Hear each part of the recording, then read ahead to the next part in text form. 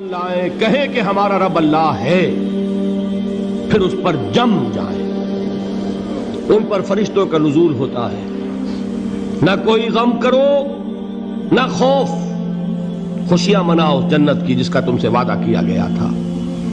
اللہ کی ربوبیت پر اطمینان جب انسان کو ہو جاتا، میرا رب اللہ ہے، ربی اللہ، انسان کے لیے نہ کوئی کھٹکا، نہ کوئی خطرہ، نہ کوئی خوف، نہ کوئی حزن۔ جو کچھ ہو رہا ہے کس کے اذن سے ہو رہا ہے؟ اللہ کے اذن سے۔ اللہ کے اذن کے بغیر پتا تک نہیں ہلتا۔ یہ کوئی اندھا بہرا مادہ نہیں ہے جس سے مجھے کوئی خوف ہو۔ اندھا بھینسا چلا آ رہا ہو اس سے تو ڈرنے کا ہر انسان کو ڈرنا چاہیے، نہ معلوم کس کو ٹکر مار دے۔ لیکن نہیں، اس کائنات کو چلانے والا ایک سمیع و بصیر خدا ہے۔ وہ جو میرا دوست ہے، میرا ولی ہے۔ اللہ ولی الذین آمنوا یخرجہم من الظلمات الی النور۔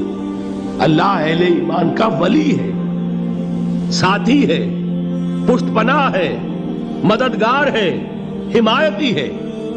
بتائیے جسے یقین ہو جائے کہ اللہ میرا مددگار، اللہ میرا محافظ، اللہ میرا پشت پناہ، اللہ میرا حمایتی، اس کے لیے کوئی خوف ہوگا؟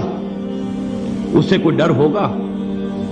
میں مثال دیا کرتا ہوں ایک بہت سادہ پنجاب کے دیہات کی۔ وہ بڑا چودھری ہے اور کوئی غریب کسان ہے۔ اس غریب کسان کے جانوروں کو ہر وقت اندیشہ ہوگا چوری کا، کوئی میری بھینس کھول کر نہ لے جائے، کوئی میرا بیل کھول کر نہ لے جائے۔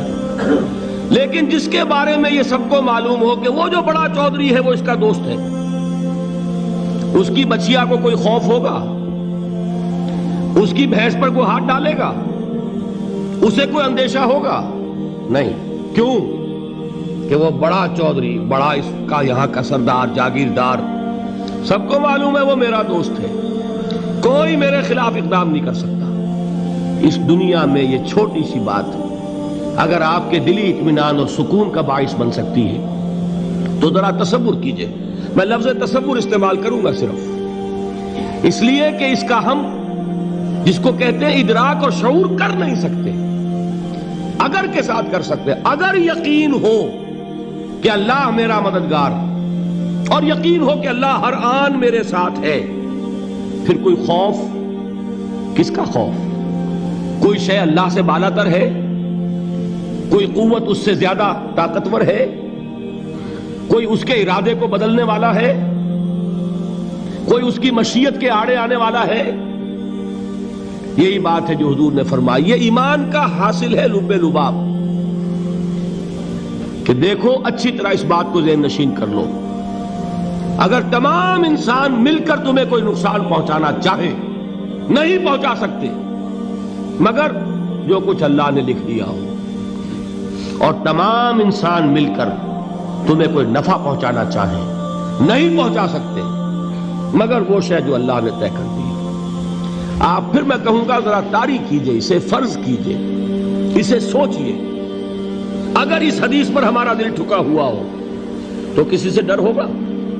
یہ مجھے نقصان نہ پہنچا دے، یہ میری رپورٹ خراب نہ کر دے، یہ میری انکریمنٹ نہ رکوا دے، یہ میرا یہ نہ بگاڑ دے، یہ میرے یہ نقصان نہ پہنچا دے۔ اس کا ڈر، اس کا ڈر، اس کا خوف، اس کی خوشامد، اس کے لیے جا کر طرح طرح سے اپنی عزت نفس کو ذلیل کروانا اس کے سامنے، یہ سب کچھ کیوں کرتا ہے انسان؟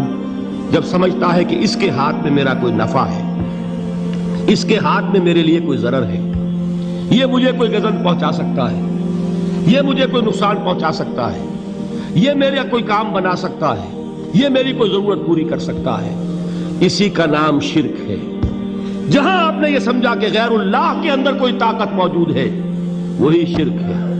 بتوں سے تجھ کو امیدیں، خدا سے نومیدی، مجھے بتا تو صحیح اور کافری کیا ہے؟ شرک تو یہ ہے جس پر بھی تمہیں یہ خیال ہے، کلمہ ہے یہ کلمہ سوم، لا حول ولا قوت الا باللہ، ذرا اس پر دل کو کبھی اگر آپ تصور کریں، پھر فرض کریں، دل ٹھک جائے اس پر، کوئی طاقت نہیں۔ یہی بات تھی جو شیخ عبد القادر جیلانی رحمۃ اللہ علیہ نے اپنی وصیت میں اپنے بچے سے کہی. 11ویں دینے والے ہیں، لیکن حضرت شیخ عبد القادر جیلانی کی وصیت اور تعلیمات کو کتنے لوگ ہیں جو جانتے ہو؟ یہ جن مقامات تک پہنچے ہیں وہ کس چیز کی بدولت پہنچے ہیں؟ انہوں نے جو پیغام دیا وہ کیا تھا؟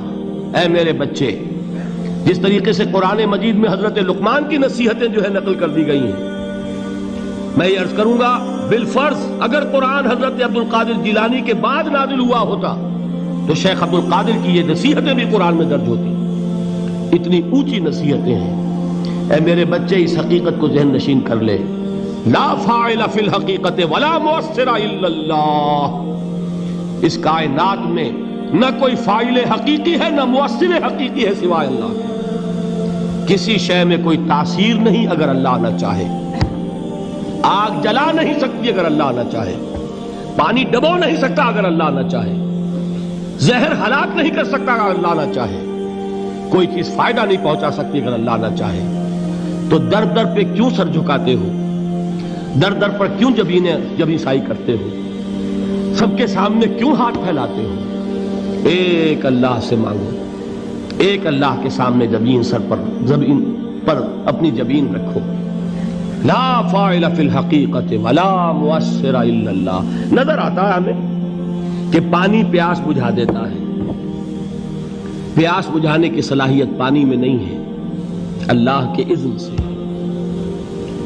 کھانا بھوک مٹا دیتا ہے، بھوک مٹانے کی صلاحیت کھانے میں نہیں ہے، اذن رب میں. دیکھیے یہی یقین تھا. حضرت موسیٰ علیہ السلام کا واقعہ یاد کیجئے. سامنے سمندر آ گیا ہے، قوم دیکھتی ہے پیچھے کہ گرد و غبار کا طوفان ہے. معلوم ہوا کہ فرعون اپنے لشکر سمیت آ گیا ہے. لشکر جب چلتا تھا تیز رفتاری کے ساتھ تو گرد و غبار کا جو طوفان اٹھتا تھا اس کا تصور کیجئے. اور لمحہ بلمحہ وہ قریب آ رہا ہے. پوری قوم نے کیا کہا؟ اے موسیٰ انا لمدرکون، اے موسیٰ ہم کو پکڑے گئے. قرآن مجید نے تو یہاں وہ باتیں نہیں لکھی ہے، لیکن تورات میں یہ درج ہے کہ بنی اسرائیل جھگڑنے لگے، دست و گریبان ہو گئے موسیٰ کے ساتھ.